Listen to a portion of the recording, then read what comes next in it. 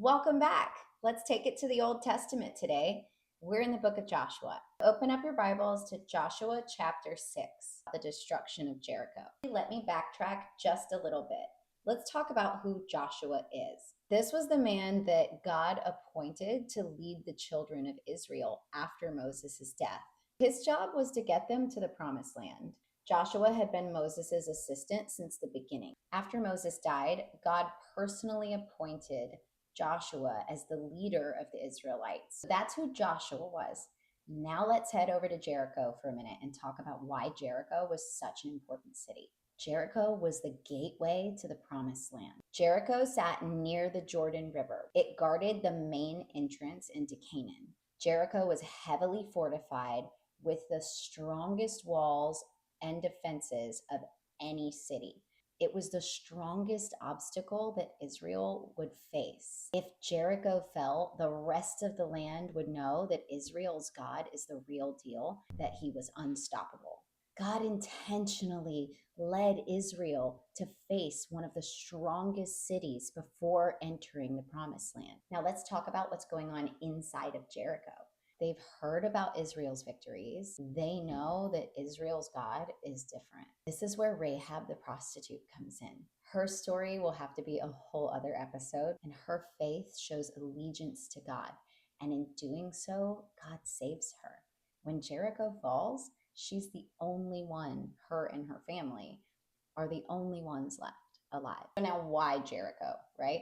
Israel wanted Jericho because God promised the land to Isaac and Abraham. Jericho stood directly in the path of that promise. But more than about land, this was about covenant. God was establishing Israel as his covenant people. So now we're in Joshua chapter 6. We're about to watch one of the miracles of the Old Testament happen, where destroying Jericho comes about by faith, not by force. So at this point, Jericho is afraid. They've heard of everything that the God of Israel has done. In chapter 6, Jericho was securely shut up because of the children of Israel. None went out and none came in. And the Lord said to Joshua, "See, I have given Jericho into your hand.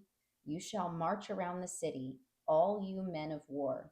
You shall go around the city once. This you shall do for 6 days.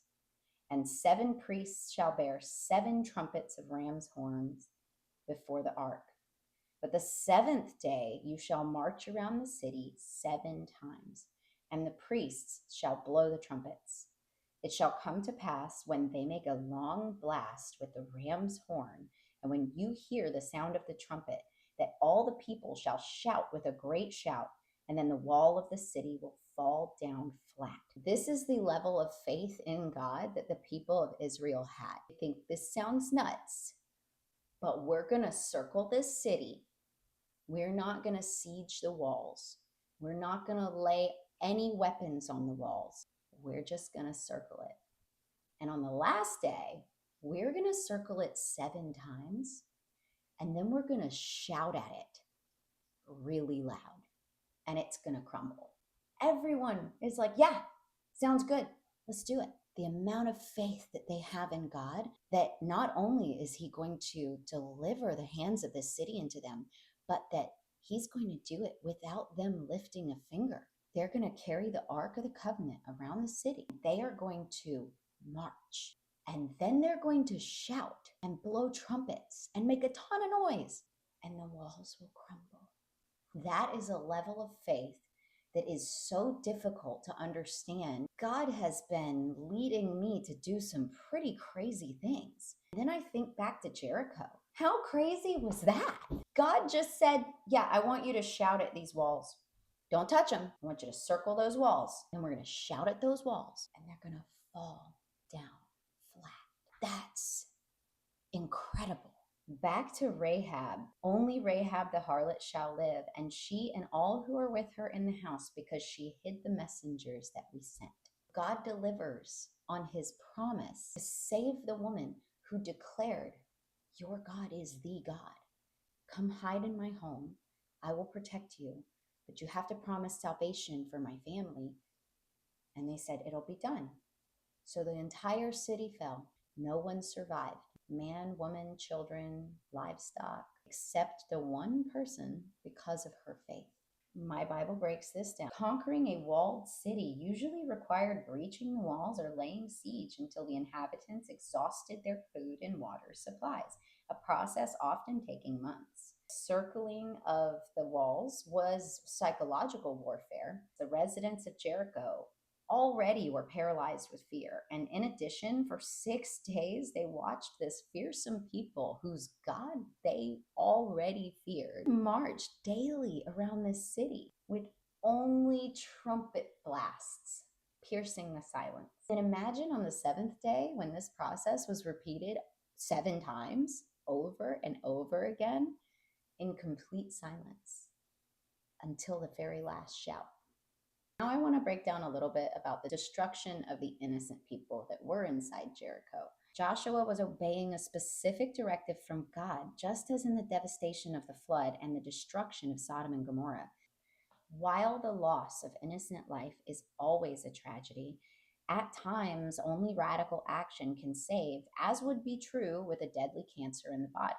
We, living on this side of the cross, have the promise of ultimate victory. My Bible goes on to break this down further.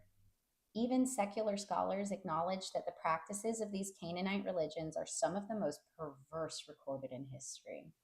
They even threw their children into the fire as sacrifices. On top of that, these people knew about God. God gave them hundreds of years to change. God was not unjust to other nations just to reward Israel. The pagan nations were destroyed because of their own wickedness.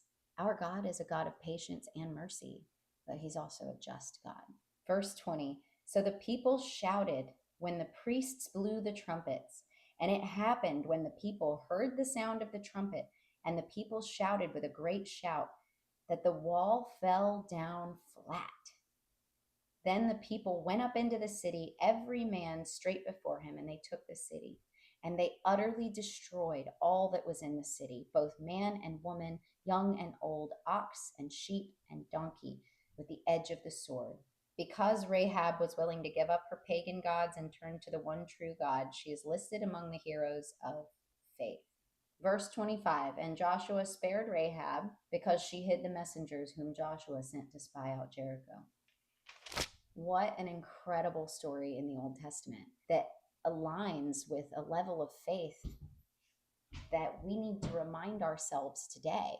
So the God that made the walls fall flat in Jericho is the same God that we have today. God is the same yesterday, today, and tomorrow. The God of the Old Testament is the same God today. The difference between the Old Testament and the New Testament is that we have Jesus. The cross is what separates that.